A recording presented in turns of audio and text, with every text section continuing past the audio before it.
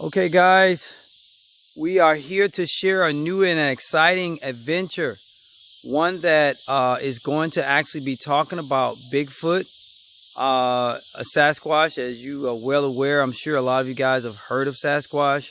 It's all across the internet, and it goes back way to the days of Gilgamesh. In the Gilgamesh epics, if you go back and read it, you can research it for yourself. You see that he had a friend called Enkidu.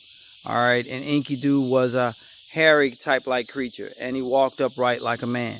All right, the Bible also mentioned him as "Behave me, the human beast, and you shall dress him in sackcloth." So there is some mentioning about him, and this thing goes back for thousands of years. All right, there's records and stories of them running people out the woods. So we're adventuring on this one, and with a little research, I actually came across the fact that there are more than, good God, there's more than 10 names that this thing, he's found all across the world. All right, from Sasquatch, Yeti, which is found in the Himalayas, or if you want to just say the abominable snowman, the skunk ape, which is like the Bigfoot of Florida.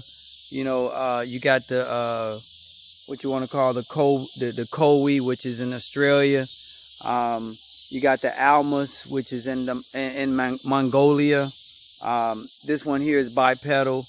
Then there's also the grass man, which is found in places like Ohio and Pennsylvania, living on farmlands. And then there's the Wendigo, which is in Canada. And they said this one here is very, very dangerous.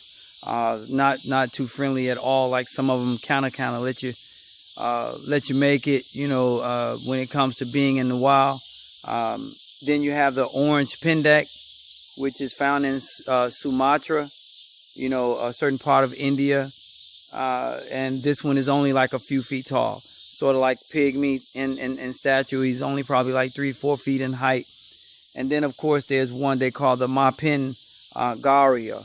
All right. And then there's Yeren, which are found in China. So this thing is out there, guys. So I just thought to share this with you guys.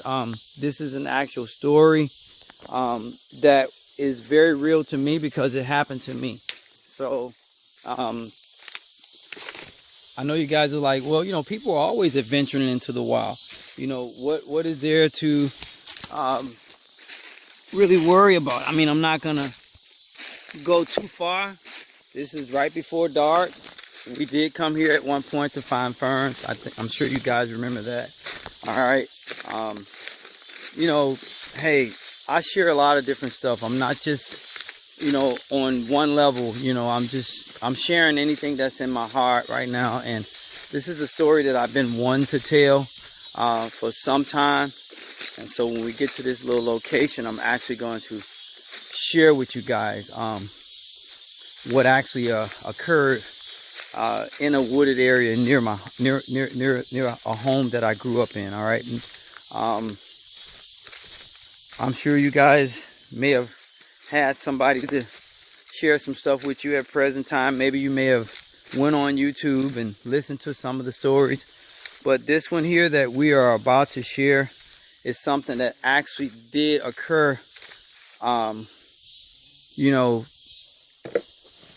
in an area that I had actually previously hunted in. It had actually been an area that I actually grew up in. Never, not once, had I ever heard something of that nature, yell out as loud as it did. It was late at night. And I mean, at one point I was actually getting called Bigfoot because at my place of work, I really enjoy, everybody has something that they enjoy. And I really enjoyed the stories, watching it, seeing all the different stuff. And I said, well, maybe there's something to this. But you have your doubts because you just don't know until you actually get a real live experience, something that may occur in your life. And so people were starting to call me, hey, Bigfoot, and I'm like, man, don't call me that, But at the same time, it was fun because, like, what did you find out lately? What's the latest story, Some people that was enjoying, others that may have not as liked it as much. But after some months of watching a lot of Bigfoot. You know, and just listening in, you know, to a lot of the stories, and saying, hey, maybe this thing is real, and who knows, you know what I mean, what's out there in the wild. It can't be that many people just concocting up on just wanting to just make up something such as this. It has to be something in the nature thereof. But in this story that I'm about to share, like I said, it was some months where I actually had you know, been watching a lot of this stuff. As you can see that I am in the wild. I mean, I can venture further in and it can get even wilder. All right, but bear with me as I'm about to share this with you guys. You know, and hey,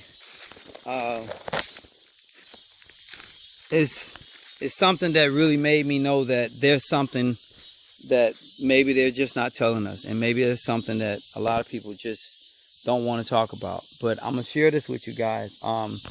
This was one particular night. I was at my dad's home. There's a wooded area right behind the house that I grew up in. Fairly large wooded area. You know, it